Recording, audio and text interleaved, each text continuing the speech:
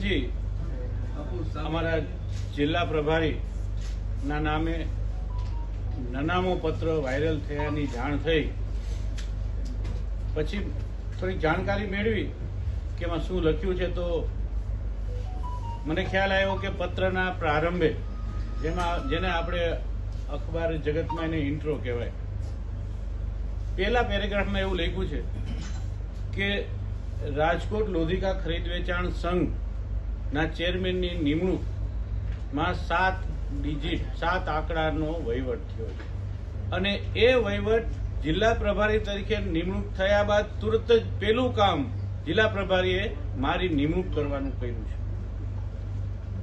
જ્યારે પત્રની શરૂઆતમાં જ ગપગોળો છે કે મારી નિમણૂક જિલ્લા પ્રભારીએ આવતા વેત કરી, તો મને એવો ખ્યાલ આવ્યો કે મારે પ્રેસને સાચી માહિતી આપવી જોઈએ. તો હું કહું છું કે 2/5/23 રોજ જિલ્લા પ્રમુખ મનસુખભાઈ ખાટરિયા પ્રદેશનો મેન્ડેટ લઈને આવ્યા, મારી નિમણૂક થઈ સર્વાનુમતે અને એ તારીખ 2/5/23 અને જિલ્લા પ્રભારી તરીકે ધવલભાઈની નિમણૂક થઈ 16/5 અને 25/5 નિમણૂક થઈ જિલ્લા પ્રમુખ અલ્પેશભાઈ ઢોલરિયાની. તો હવે આપને મારે માત્ર આટલું જ કહેવાની વાત હતી કે મારી નિમણૂક પછી જિલ્લા પ્રભારીની નિમણૂક 14 દિવસ પછી થઈ છે. હવે સત્ય આપ જાણી શકો છો. અને એમાં પત્રમાં એવું લખ્યું છે ધવલભાઈને મદદ કરી છે અલ્પેશભાઈ ઢોલરિયાએ. ત્યારે અલ્પેશભાઈ પ્રમુખ નતા. એટલે આ વાત હતી. એટલે ગેરસમજ પ્રેસમાં, સહકાર જગતમાં, લોકોમાં અને ખાસ અમે જેનું કામ લઈને બેઠા છીએ એવા ખેડૂતોમાં ગેરસમજ ન ફેલાય એટલા માટે આ સ્પષ્ટતા જરૂરી હતી. એટલે આપ સર્વે મિત્રોને આજે બોલાવીને મારે એ જ કહેવાનું છે કે જો 14 દિવસ પહેલા મારી નિમણૂક હોય અને આ ગપગોળા પત્રમાં ફેલાવવામાં આવ્યા છે, તો આપ જ સમજો, નક્કી આપ કરો કે આમાં સત્ય શું હોય. ધવલભાઈની સાથે અગાઉ પરિચયમાં નહોતો. મારી નિમણૂક પછી એમની નિમણૂક થઈને પ્રભારી તરીકે અહીં મુકાયા હોય એટલે પહેલી વાર હું એમની નિમણૂક પછી 10 દિવસે મેળવ્યો. એટલે 7 ડિજિટની તો વાત નથી, પણ એની સાથે હું ડિજિટલમાં પણ ક્યાંય સંપર્કમાં નહોતો. માત્ર આટલું કેવું છે. બાપુ, ખાસ કરીને જયારે આક્ષેપો થઈ રહ્યા છે, કોઈ વિરોધીઓનું કામ હોઈ શકે છે, આપના વિરોધી છે કે પછી ધવલભાઈના વિરોધી છે, આપને શું લાગે છે? નનામા પત્રમાં તો કેમ ખબર પડે કોના વિરોધી છે? બાપુ, તમારી નિમણૂક રાજકોટ લોધિકા સંઘમાં થઈ ત્યારે જૂથવાદ ચાલતો જ હતો. એ જૂથમાંથી, સામેના જૂથમાંથી કોઈએ કર્યો છે કે શું છે? કારણ કે તમને પણ ખ્યાલ છે. કઈ ન કહી શકાય એટલા માટે કે મારા સામેના જૂથની કે બીજી કોઈ વાત અત્યારે અસ્થાને છે.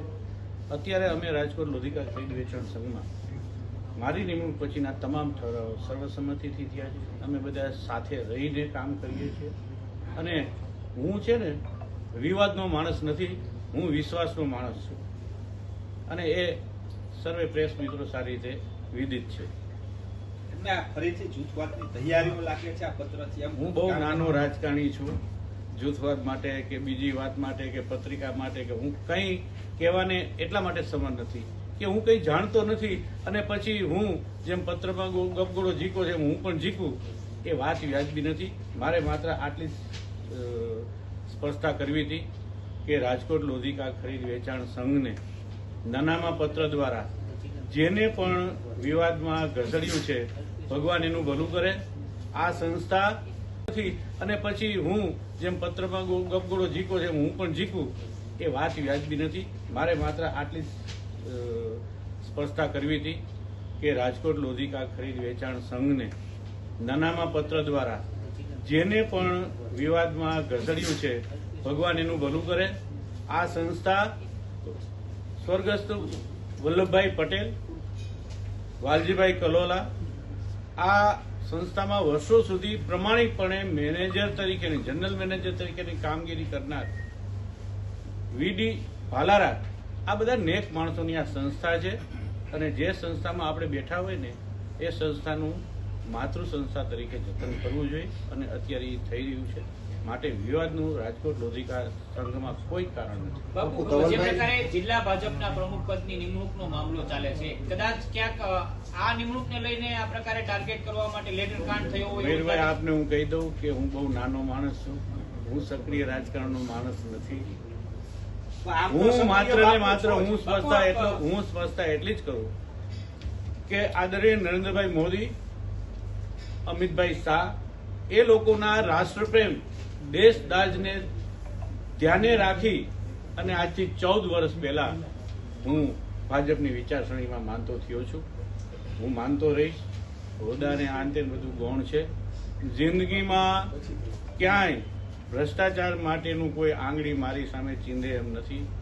જો એ ન હોય તો મારે શેના 7 ડિજિટના દેવાના? આટલી જ વાત કરવી હતી. એટલા માટે કે બીજી કોઈ વાત જાણતા બાપુ, ન ધવલભાઈને આપ પર્સનલી જાણો છો, પ્રભારી છે આપના. એમની સામે જે આક્ષેપ થયા છે, તમને શું લાગે છે? આ સાચા હોય ખોટા હોય? પર્સનલી તમે એમને ઓળખો છો એટલા માટે. એની કામગીરીને લઈને એક આ પ્રશ્ન ઉભા છે એવું લાગે જિલ્લામાં ખૂબ કામગીરી સક્રિય માણસ છે, ધાર્મિક માણસ છે અને એના પરિચયમાં પ્રભારી છે એટલે હું હમણાં છેલ્લે આવ્યો. પણ આ બધું રાજકારણ છે એટલે એમાં, અને હું એમાં બહુ રાજકારણી તરીકે નાનો માણસ છું, નાનો હોદ્દો ધરાવું છું. કોઈ પણ વિવાદમાં કે કંઈ વાત ન કરું એ વ્યાજબી છે. કાયદાકીય કાર્યવાહી કરશો? ના, ભગવાન બધાનું ભલું કરે સાહેબ. હું તો શનિદેવના સિદ્ધાંતમાં માનવાવાળો માણસ છું, કર્મ કરવાવાળો માણસ છું અને એક વાત ચોખ્ખી માનું છું, કર્મ કોઈને છોડતું નથી. આપણે શું કોણ ન્યાયાધીશ હોય?